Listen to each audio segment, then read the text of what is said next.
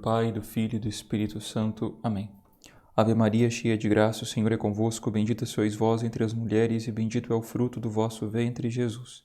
Santa Maria, Mãe de Deus, rogai por nós, pecadores, agora e na hora de nossa morte. Amém. Santa Maria, esperança nossa e sede da sabedoria, rogai por nós. Em nome do Pai, do Filho e do Espírito Santo. Amém. Pois bem, queridos irmãos e irmãs, voltamos com o nosso último tema dentro deste tema maior, o subtema, melhor dizendo, que é Jesus Cristo, verdadeiro Deus e verdadeiro homem. Vamos olhar agora, número 4, a humanidade santíssima de Jesus Cristo.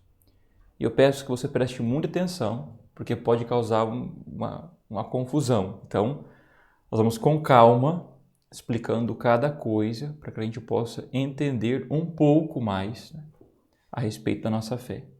Então, vamos relembrar.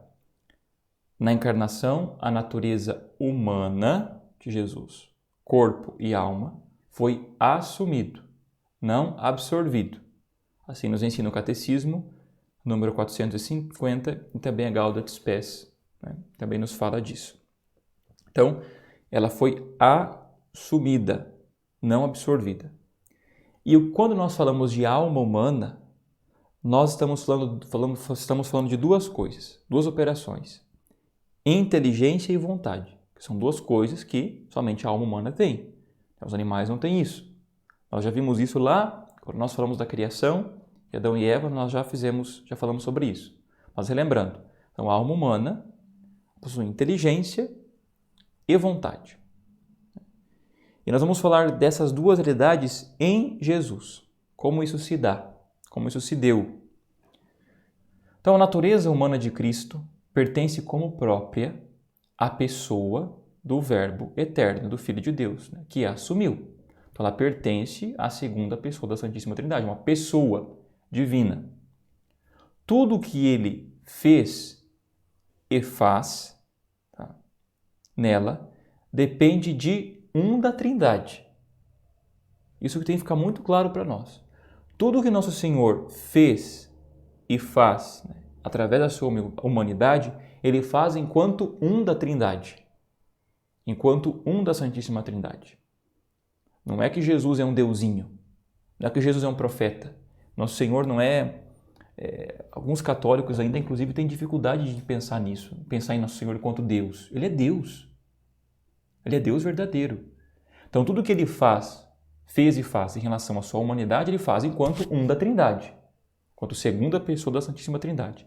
Portanto, o Filho de Deus comunica à sua humanidade o seu próprio modo de existir pessoal na Santíssima Trindade.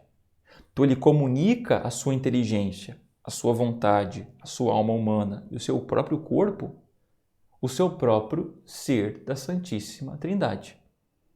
E assim, tanto na sua alma quanto no seu corpo, Cristo exprime humanamente os costumes divinos da Trindade.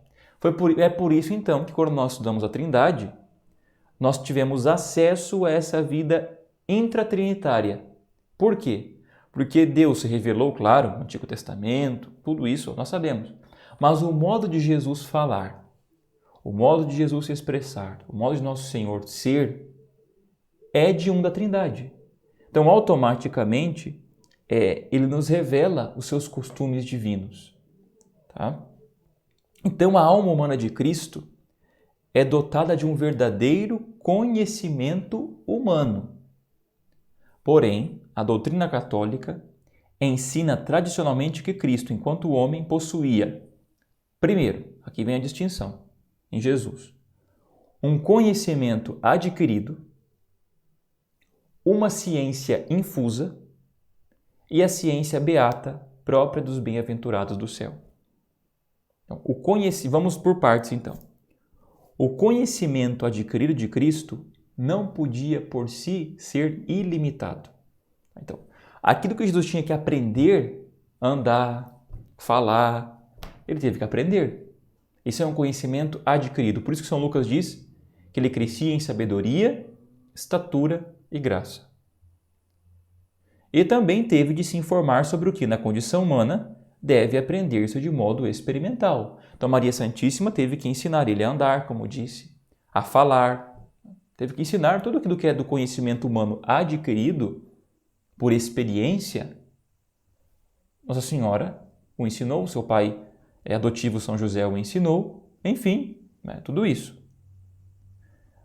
Mas, como em Cristo repousa a plenitude do Espírito Santo, porque ele é Deus, com seus dons, ele possui também uma ciência infusa, que ele não adquiriu por experiência, mas está infundida. Quer dizer, aquele conhecimento que não se adquire diretamente pelo trabalho da razão, mas é infundido diretamente por Deus na inteligência humana. Então não é um conhecimento que Jesus teve que aprender por experiência e pela razão, não.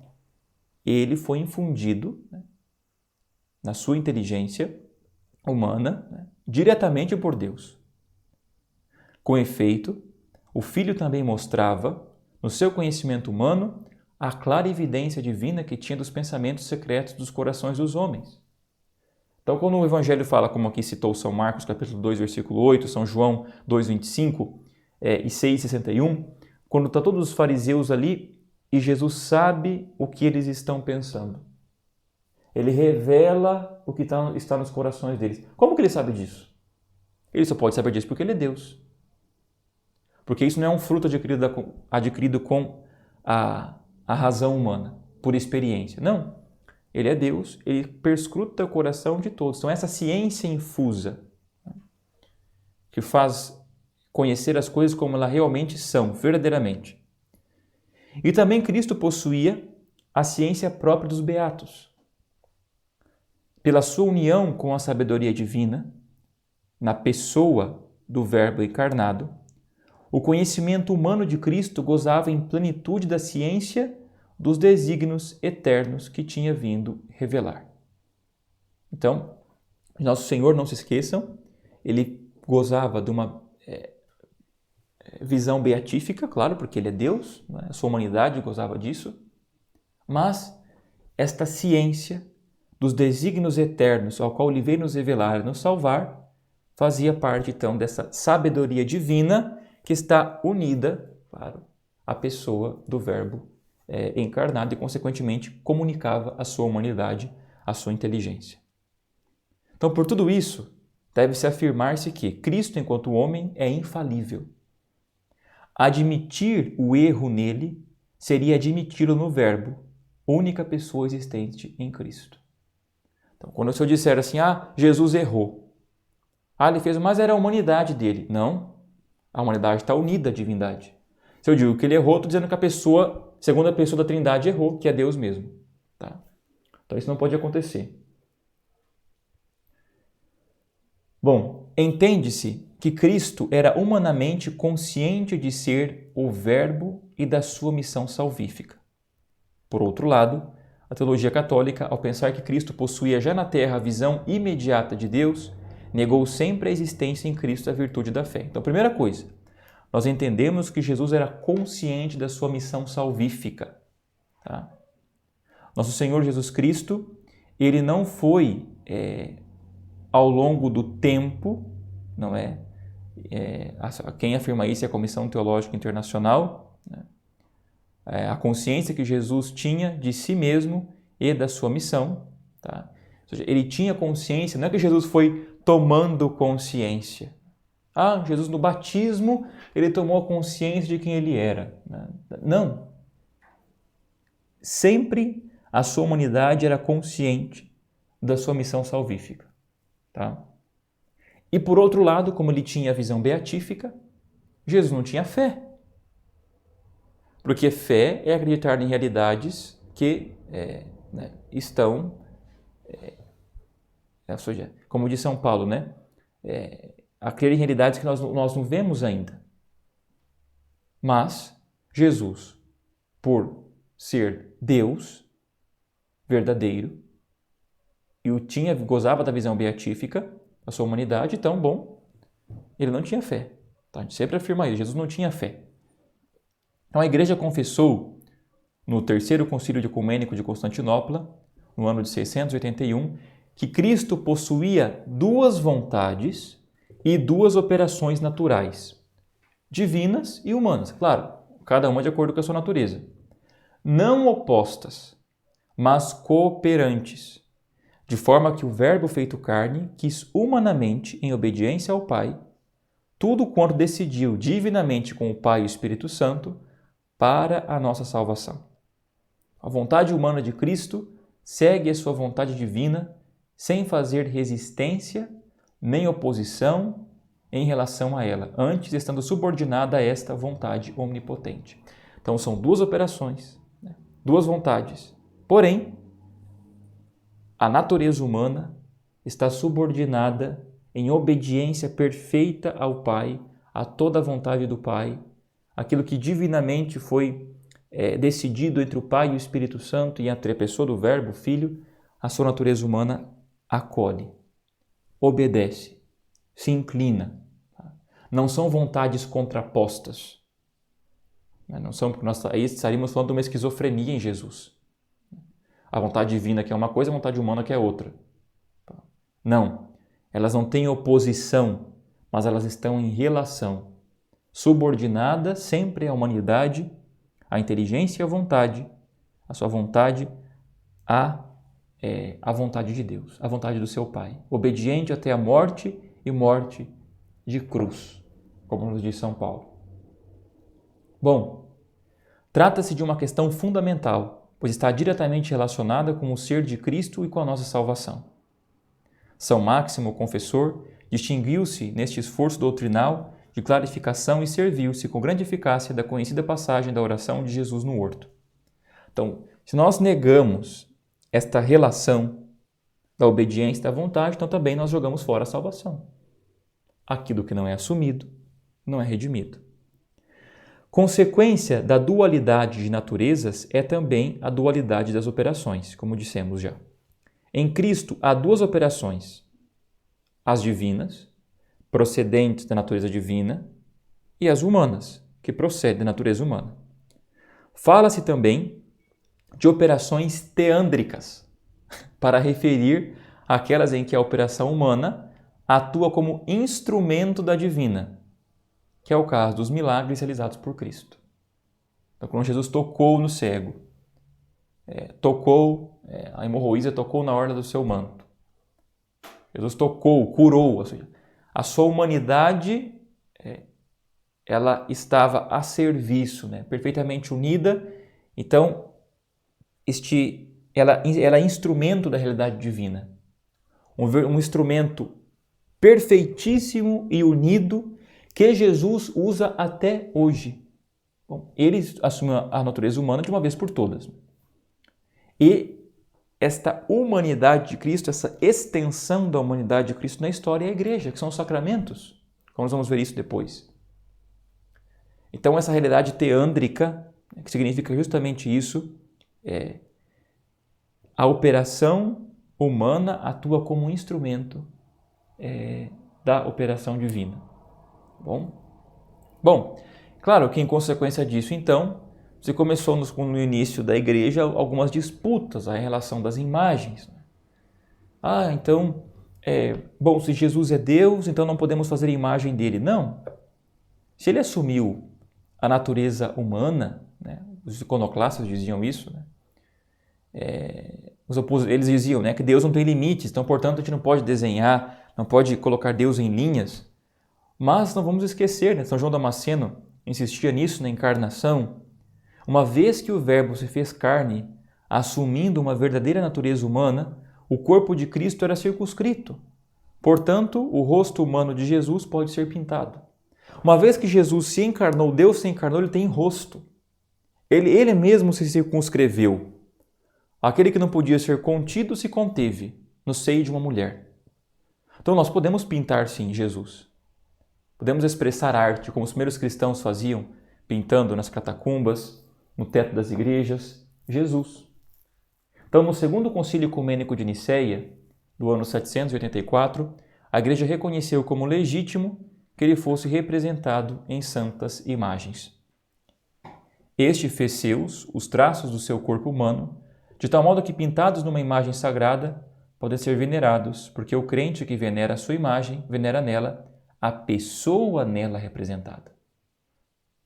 Nós estamos reverenciando Jesus e não aquele quadro. A pessoa que está representada ali, que é a segunda pessoa da Santíssima Trindade. Então, a alma de Cristo, ao não ser dividida por essência, mas humana, foi aperfeiçoada, como as almas dos outros homens, mediante a graça habitual, que é um dom habitual, uma disposição estável e sobrenatural que aperfeiçoa a alma, mesmo para a tornar capaz de viver com Deus e de agir por seu amor. Então, a alma de Cristo, ao não ser divina por essência, mas humana, porque ela foi criada, ela foi aperfeiçoada como as almas dos outros homens, mediante essa graça habitual que todos nós recebemos. Mas em Cristo isso foi uma coisa é uma graça habitual receber nós que estamos aqui, que não somos Deus. Nossa alma e nossa inteligência, nosso corpo, nossa natureza humana não está unida a uma pessoa divina. Então, no graço de Cristo, isso foi uma coisa muito maior, claro. Então, a humanidade de Cristo é radicalmente santa, fonte e paradigma de santidade de todos os homens. Então, pela encarnação, a natureza humana de Cristo foi elevada à maior união com a divindade, com a pessoa do Verbo, a qual criatura alguma pôde ser elevada. Então, a humanidade de Cristo ela é santíssima, o seu corpo é santíssimo, a sua alma é santíssima, porque ela está unida ao próprio Deus. Então, a união hipostática é o maior dom que jamais se tenha podido receber e costuma conhecer-se com o nome de graça de união. Então, aquele corpo e aquela alma que foram criadas ali, que se uniram perfeitamente à natureza divina na segunda pessoa da Santíssima Trindade, no Verbo Eterno, é a maior união que pode existir, a maior graça que pode existir, depois da união trinitária. E não tem como elevar mais a natureza humana através disso.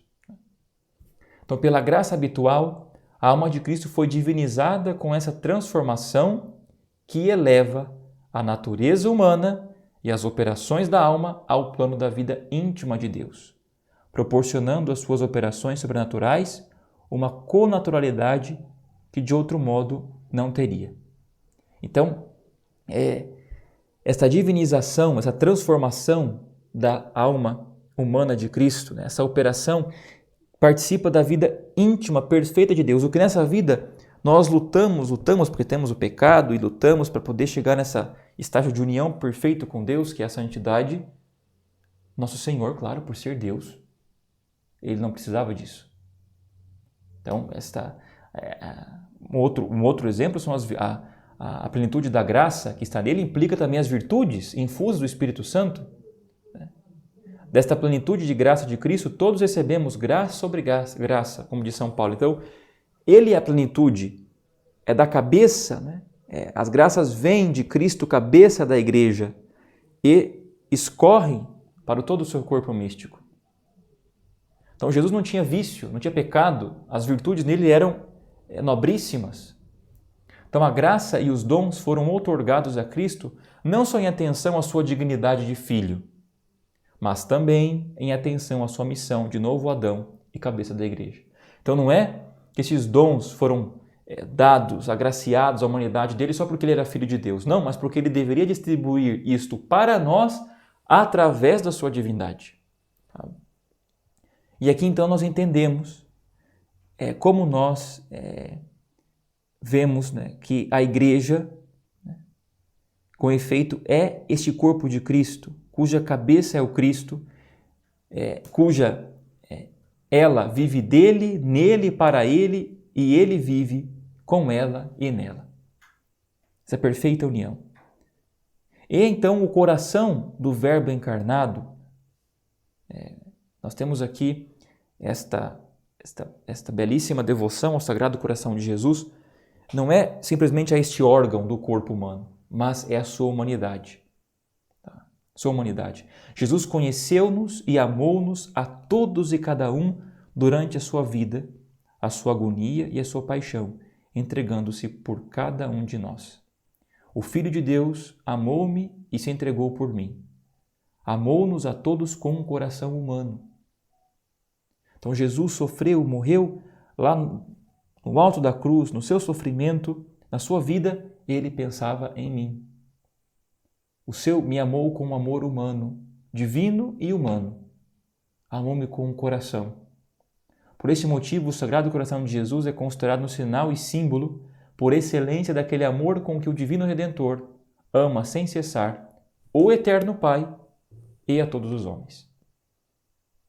Então, desta união hipostática da divindade de Cristo, nós recolhemos esse fruto espiritual para nós. Sabemos que Ele nos ama, não é um Deus que nos ama lá do céu somente. É um Deus que nos ama com um coração humano, totalmente, perfeitamente. Repito, nosso Senhor, durante toda a sua vida, paixão, morte e ressurreição, pensou em nós, nos amou, com a sua inteligência humana, com a sua vontade humana, com o seu coração humano, se entregou a todos nós por amor. O quanto nós somos abençoados e agraciados e chamados a unir então a nossa humanidade a Jesus Cristo. Nos unir a Ele, utilizando da sua própria humanidade, que são os sacramentos, ou dessa vida que a Igreja nos transmite para nos unirmos a nosso Senhor. Bom, encerramos assim então este tema sobre Jesus, verdadeiro Deus e verdadeiro homem. Não esqueça de dar o seu like neste vídeo, nos outros também, de se inscrever no canal, ativar o sininho para que você receba as notificações que nós estamos postando estes vídeos das catequeses ou dos outros. E o próximo tema então é a encarnação. Nós falaremos sobre toda a obra então da encarnação no próximo tema das séries catequeses.